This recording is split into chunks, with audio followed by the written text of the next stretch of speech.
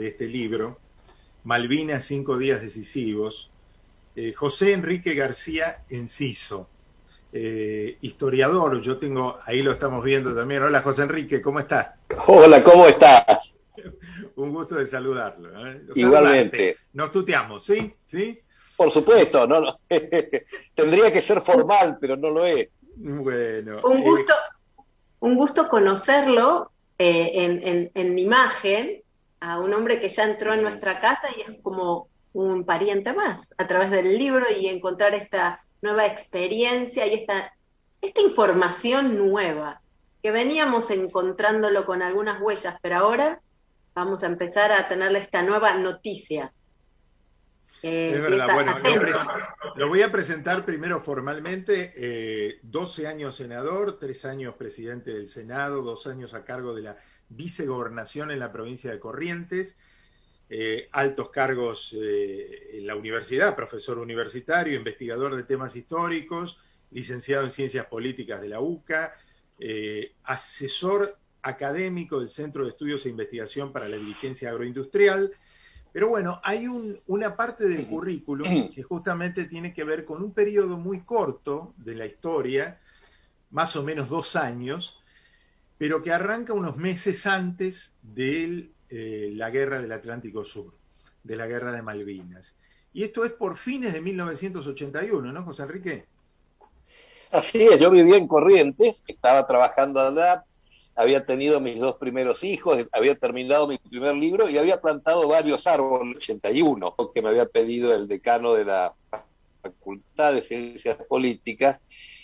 Y de golpe me tocó participar en todo ese momento tan especial de Malvinas. Pude ver desde adentro, desde el otro lado de la Casa Rosada, lo que fue sucediendo y cómo se fue gestando toda la cuestión Malvinas, cuáles fueron sus orígenes y antecedentes. Por eso el libro habla de las Malvinas como una cuestión geopolítica anterior inclusive al nacimiento mismo de la Argentina. Y después me tocó vivir 2 episodios, que eso es lo que constituye una de las partes inéditas del libro. Un episodio fue vivir toda la jornada del 2 de mayo de 1982, domingo, exactamente a esta hora, la llegada de la propuesta de paz del presidente Belaúnde Terry, que ya había sido adelantada la noche anterior. En realidad fue adelantada en la madrugada del 2 de mayo y fue aceptada a las 10 de la mañana, con corrección de detalles, y el presidente Belaúnde Terry anunció que a las 7 de la tarde hora argentina se hacía una ceremonia formal en Lima para firmar la paz. Es decir, no hubiera existido todo lo que vino después, porque nosotros habíamos decidido firmar la paz, pero todo esto está documentado en el libro. Pero a las 7 de la tarde llega la noticia del hundimiento del Belgrano, y es tal el impacto de 1000 hombres desaparecidos que se posterga la ceremonia de firma de la paz y después nunca se llega a firmar. Y que, 20 José días Enrique, después me tocó José Enrique, justamente Sí, ahí estamos viendo en pantalla algunos testimonios documentales que trae el libro, más allá de su tapa y su contratapa. Los otros son testimonios. Uno es de un diálogo del presidente de Perú, Belaúnde Terry, con el que era canciller argentino, Nicanor Costa Méndez, donde se esboza todo el principio de sí, acuerdo. Y luego ya el documento casi final, en sí. el que incluso se ve de puño y letra del general Galtieri, que acepta los términos, Uh-huh, aunque le hace una aclaración de uh-huh. puño y letra como para dejar sentado en principio, dice, ¿no? Pero bueno, ahí estamos viendo un testimonio realmente muy Exactamente. Ese importante que trae documento el es libro, ¿no? totalmente inédito. Uh-huh. Ese documento es totalmente inédito porque no alcanza a ser un documento oficial, es un borrador, y a la comisión Rattenbach había que enviar solamente los documentos oficiales, no los borradores que usábamos antes de que el documento oficial estuviera listo. Acá es el proyecto de conversación de Galtieri y él corrige de puño y letra, y esta es la conversación que iba a tener con el presidente Belaúnde Terry, diciéndole: aceptamos. Uh-huh. Esta conversación realizó además, a las 3 de la tarde se realizó otra conversación entre el canciller y el presidente de la UNE, donde se discutieron ya los elementos de detalle y quedó lista la paz.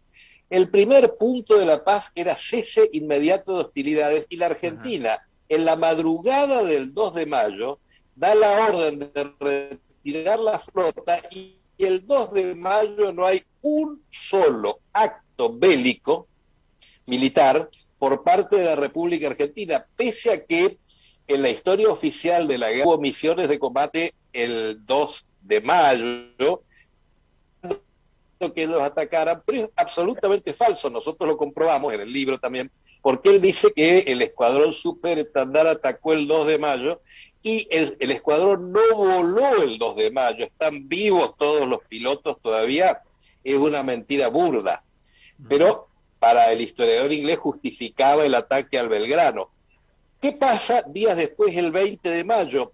Me llama el general Iglesias un domingo a la noche y me dice: tiene que estar acá a las 7 de la mañana puntual. Yo siempre soy puntual, va a ser traductor. Bueno, voy a la reunión, había un señor alto, traje negro, anteojos, tenía pinta de predicador cuáquer o algo así, y era el enviado nada menos que del presidente de la Comisión de Relaciones Exteriores del Senado, senador Jesse Helms, que estaba investigando la conducta de Haig, porque Haig había informado al Senado americano que la Argentina nunca quiso negociar. Eso lo informó el 27 de abril. Primero presentó su propuesta, que había cambiado los términos que habíamos hablado. Después, como pedimos tiempo, dijo que no habíamos negociado, y eso cubre el ataque inglés del 1 de mayo, porque el Senado americano saca una resolución de apoyo a Gran Bretaña. ¿Qué nos dice este enviado de Helms? Dice: queremos saber porque nos parece increíble que la Argentina nunca haya querido contestar. Entonces el general Iglesias le dice: nosotros presentamos 5 propuestas al general Haig. Y él dice: pero eso no puede ser si él dijo que nunca presentaron nada. Entonces Iglesias, que además estaba apurado, me dice a mí: acompáñelo al señor Clifford Kirchhoff a la oficina del mayor González, muéstrele todo, que vea, para que vea que estamos hablando seriamente. Eso sí, no puede sacar ni un papel, ni fotocopiar, ni sacar fotos, ni nada, pero que vea. Cuando vio Clifford Kirchhoff nuestras 5 propuestas de paz, inmediatamente pidió llamar a Estados Unidos. Yo dije: bueno, con lo que me cuesta a mí llamar a mi casa, en esa época los teléfonos andaban mal, no sé si saldrá la llamada, pero salió. Y habló con Helms y le dijo: mire, yo acá estoy viendo una serie de documentos que la Argentina presentó y que Haig nunca dijo. Bueno, le dice Helms, consígalos. Y entonces yo voy y hablo con Iglesias y le digo: por lo menos dejémoslo que copie a mano con su letra, porque esto no implica ningún compromiso, pero que lleve las pruebas. 5 días trabajamos con Clifford Kirchhoff, de un lunes a un viernes, íbamos a almorzar todos los días, nos quedábamos de 8 de la mañana a 8 de la noche, copió todos los documentos. Cuando se despedía me dijo una frase que me quedó picando porque salió el tema de Belgrano, y él me dice: mire, en Estados Unidos estaba el ministro del Foreign Office, Pym, ministro de Relaciones Exteriores, con Haig, y él avisó a Margaret Thatcher que la Argentina había aceptado la paz. Y después hundieron el Belgrano. Nosotros sabemos que fue... O sea, a mí me quedó picando eso porque nosotros no entendíamos que había pasado el 1 de mayo. Creíamos que era una tristísima casualidad que cuando nosotros aceptábamos se hubiera hundido el buque. Pero él nos dice que no, que Pym avisó a mediodía de Londres, que eran las 10 de la mañana nuestras, porque a las 10 de la mañana fue cuando aceptamos la paz. O sea, y esto me José Enrique, picando. Sí. Discúlpame un segundito. Resumiendo un poco, estamos hablando, por eso digo que son historias que cambian la historia, o por lo menos que aclaran la historia para que no nos tapen otras historias, ¿no?, que nos han contado, y que tiene que ver con que la Argentina, y con documentos que hay en el libro, reconociendo absolutamente la inferioridad lógica desde el punto de vista militar que había con respecto a Gran Bretaña, accedió a una situación de un acuerdo de paz que obviamente el secretario de Estado norteamericano Alexander Haig no tenía su preferencia por los británicos, eso queda claro también en el libro, pero en el caso del presidente peruano era indudable el deseo de alcanzar una paz entre ambas partes y que inclusive se llegara a un gobierno compartido de las islas, momentáneo, circunstancial, con las cuatro partes, o sea, Gran Bretaña, Argentina, Estados Unidos y Perú como mediadores. Y eso que estaba representando implícitamente una tregua de 48 horas, en el medio de esa tregua viene el hundimiento del general Belgrano, ¿no? Sí, para hacer más clara la historia te voy a contar cómo yo estuve en la negociación con Haig y lo vi, lo conocí. Haig vino primero sin saber qué se iba a encontrar. Después se encontró posiciones muy firmes de la Argentina y también de Margaret Thatcher, porque hay que entender a Margaret Thatcher, nunca tuvo el más mínimo propósito de negociar, ella lo dice en sus memorias, dice el 2 de abril yo conseguí el 3 de abril en el Parlamento el apoyo de todos los sectores porque dije, vamos a sacar a los argentinos de donde se han metido, después vamos a reponer a las autoridades legítimas y después seguramente veremos algo de conversar o negociar. Pero después dijo, nunca, mientras yo sea primer ministro de un vulgar dictador latinoamericano, va a dar órdenes a los súbditos de la reina. Estaba clarísimo que no iba a negociar. Haig no estaba preparado para la tarea porque Haig no era un hombre de Estado como lo había sido su mentor Kissinger.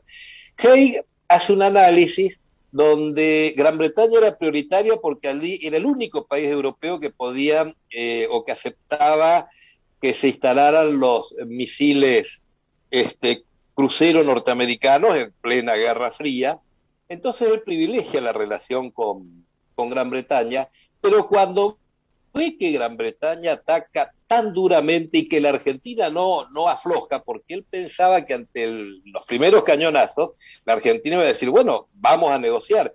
Ahí en realidad él toma contacto con Belaúnde y le pide a Belaúnde que medie, y Belaúnde presenta un documento que era bueno para la Argentina, porque lo nuestro era tratar de romper la táctica británica que consistía en siempre hablar pero nunca llegar al tema de la soberanía pensando que el tiempo afirma su posición. Bueno, eso da esa especie de giro. No, digo, eso hay que recordarlo muy bien, que todo surge de la fecha del 3 de enero de 1983, que era cuando se cumplían los 150 años de ocupación, y que había una doctrina que se llamaba Edén, ¿no? Doctrina Eden, no alcanza a ser doctrina, es un memorándum Eden, donde Eden dice, después fue primer ministro, Eden en realidad, como lo dicen los ingleses, Eden dice, no tenemos títulos legítimos para pretender las Malvinas, en todo caso tenemos los mismos que puede presentar la Argentina en el mejor de los casos, pero tenemos la posesión. Y además la Argentina nunca disputó la soberanía porque solo presentó papeles, nunca hizo un acto. Claro, nunca invadimos las Malvinas ni nunca les declaramos la guerra. Esa es la doctrina Eden. Pero volviendo a lo que yo relataba, cuando viene Clifford Kirchhoff, encuentra este material, lo lleva, y muy poco tiempo después, menos de un mes y medio después, a Haig lo desplazan del cargo. Y él dice en sus memorias, un grupo de enemigos míos usó unos documentos que yo consideraba simplemente papeles de trabajo, por eso no los había mostrado, para desplazarme del cargo. Es decir, lo que llevó Clifford Kirchhoff a Jesse Helms, que era el adversario número uno de Haig, porque Jesse Helms decía que América era más importante para la seguridad de Estados Unidos que Europa, discusión que hoy se está dando en este mismo momento en Estados Unidos. Te digo porque lo acaba de decir el jefe del Comando Sur, el americano, que su seguridad depende de las Américas, como dicen ellos. Bueno, resulta que se va Clifford Kirchhoff, pero yo hablo con un periodista, Héctor Rodríguez Sousa, que era amigo mío, y le digo, todo esto hay que contarlo. Y sale un artículo que está ahí en el libro que dice las mentiras de Haig durante su gestión provocaron su caída. Esto va a tener importancia después porque tiempo después un amigo mío, Roberto Starke, que había trabajado en la Shell, me dice, quiero invitarte a comer, vamos. ahí me presenta un personaje que había sido presidente de Shell Argentina, que se llamaba Desmond Rice, pero que además escribía novelas, libros, era periodista, se había retirado ya, y tenía interés en saber lo de Malvinas, y Roberto sabía que yo había estado en el tema. Nos ponemos a conversar, nos hicimos muy amigos, lo invito a mi casa, estuvimos, le gustaba mucho el whisky, bueno, yo tenía algo de whisky, se lo di, también me lo tomé yo, no voy a negar esa parte, estuvimos hasta las 4 de la mañana conversando, quedó interesadísimo. Y entonces yo digo, bueno, juntémonos mañana, te muestro más documentos. Viene la otra noche con una botella de Cardú, que era un lujo extraordinario en esa época, pero me dice algo, me dice, mira, yo estoy acá en una misión que me ha dado el parlamentario inglés Tam Daly, que es un adversario jurado de Margaret Thatcher, porque cree que es una gran mentirosa. Bueno, lo dice Tam Daly en sus libros, ¿no? Dice que era muy mentirosa.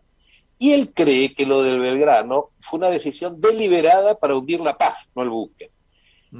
Para hundir la paz. Y apelando, bueno, así, apelando al tema apelando al tema del machismo argentino, que parece que ella conocía bien, que sabía que si tocaba eso iba a provocarle una reacción, ¿no? Lo dice en sus memorias. Ella dice en sus memorias, le pedí a Haig, hablando de la primera propuesta, que la presente primero. Nosotros no la íbamos a aceptar, lo dice ella en sus memorias, pero teníamos la esperanza de que la Argentina tampoco la acepte porque eran machistas. Eso está en el libro de memorias de Margaret Thatcher, indicado en el libro, es decir, correcto, no es imaginación mía, se puede leer. Muy bien, le invito a Desmond a ver algunos documentos. Yo le pedí a mi jefe permiso. Después de ver los documentos, él me dice, quiero hablar por teléfono a Londres. Bueno, hablar. Y esa noche me dice, Tam Daly te pide tu colaboración, porque él está preparando una moción de censura, que es el equivalente de juicio político a Margaret Thatcher. Él tiene información inglesa sobre el Belgrano, pero necesita completarla con información argentina y peruana. Entonces yo hablo con mi jefe, a Mayor González, le digo, esto es una beta muy importante para nosotros. Y él me dice, por supuesto. Le digo, ¿lo puedo invitar acá a Casa de Gobierno y mostrarle todos los documentos? Sí, me dice. Entonces lo empecé a llevar a Desmond, le empecé a mostrar los documentos. Estaba asombrado y hablaba con Tam Daly todos los días, pero después me dice, yo tendría que llevar estos documentos, y eso era más complicado. Él entraba a Casa de Gobierno porque tenía un pasaporte sudafricano, él había nacido en Sudáfrica, por eso no generaba desconfianza. Y entonces, él a su vez me había traído documentos de Tam Daly que demostraban cómo estaba enfrentando a Thatcher. Entonces yo le propongo a mi jefe hacer una operación bastante extraña. Yo iba a sacar los documentos de A1, de A2, de A3 en mi maletín.